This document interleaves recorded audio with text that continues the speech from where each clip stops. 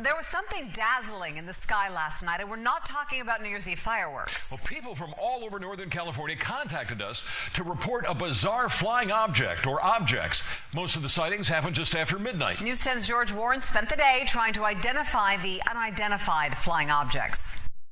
Well, we saw it right through the trees. It was bright enough to shine directly through the trees without any problem seeing it. Stephen Brown watched it over Sacramento.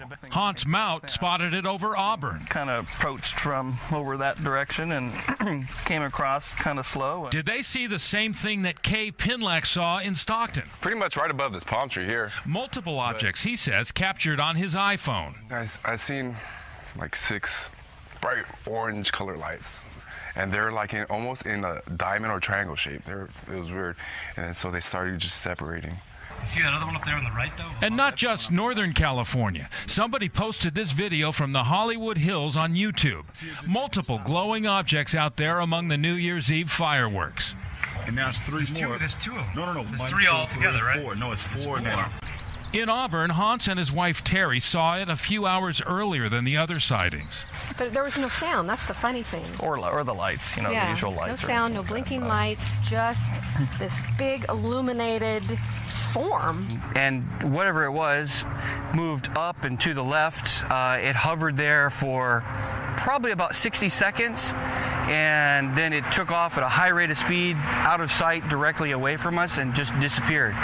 Of course, we're always looking for rational explanations for UFO sightings. This 2008 sighting over the Sacramento Valley turned out to be an airplane with an electronic sign under the wings.